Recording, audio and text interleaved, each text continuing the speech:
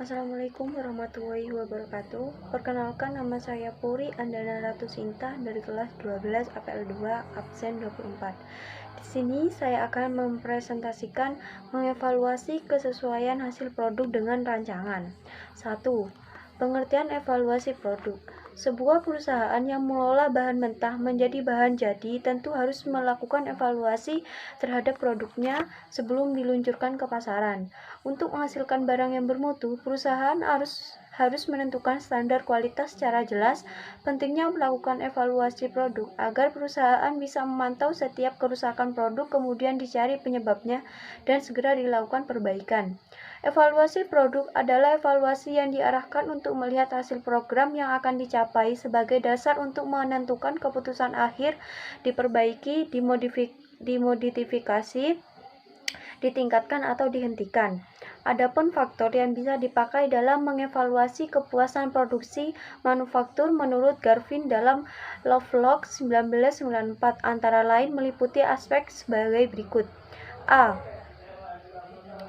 Reputasi produk serta tanggung jawab perusahaan terhadapnya. Dalam hal ini, konsumen melihat kinerja atau performance karakteristik operasi pokok dari produk inti yang dibeli. B. Ciri-ciri atau keistimewaan tambahan atau feature, yaitu karakteristik sekunder atau pelengkap yang merupakan fasilitas tambahan yang menambah fungsi dasar berkaitan dengan pilihan pengembangan. C. Kehandalan atau reliability, yaitu kemungkinan kecil akan mengalami kerusakan atau kegagalan digunakan berkaitan dengan kemungkinan suatu produk melaksanakan fungsinya secara berhasil dalam waktu tertentu di bawah kondisi tersebut. D. Kesesuaian dengan spesifikasi, yaitu sejauh mana karakteristik desain itu dan operasi memenuhi standar yang telah ditetapkan. E. Daya tahan, berkaitan dengan beberapa lama produk tersebut dapat digunakan. Biasanya karakteristik ini berhubungan dengan ukuran masa pakai suatu produk. F. Kemampuan pelayanan, merupakan karakteristik yang berkaitan dengan kecepatan, kompetensi, kenyamanan, mudah direspirasi, serta penanggulangan keluhan yang memuaskan. E.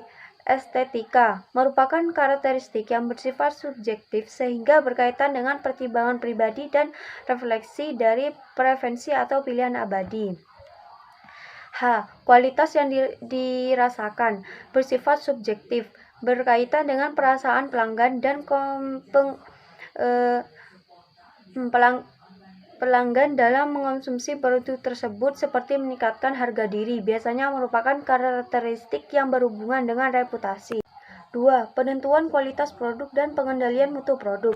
Adapun standar dari kualitas suatu produk ditetapkan dengan mempertimbangkan hal-hal sebagai berikut. A. Kualitas produk pesaing. Minimal perusahaan menghasilkan produk dengan kualitas yang sama dengan persaingan pendapat mungkin lebih baik dari produk pesaing. B. Manfaat akhir dari produk. Apakah produk tersebut sebagai produk akhir atau produk perantaran atau diproduksi lebih lanjut? C. Keseimbangan antara harga dan kualitas. Perusahaan harus menyesuaikan harga jual dengan kualitas produk. Konsumen tidak akan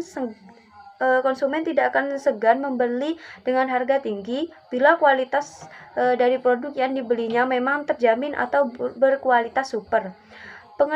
Pengendalian mutu terhadap produk tentu sangat diperlukan. Pengendalian mutu atau quality control adalah proses penilaian dan pengawasan kualitas atas hal-hal yang berkaitan dengan produksi. ISO 900 mendefinisikan pengendalian mutu sebagai bagian dari manajemen kualitas yang berfokus pada pemenuhan standar kualitas suatu produk. 3. Pendekatan pengendalian kualitas produk.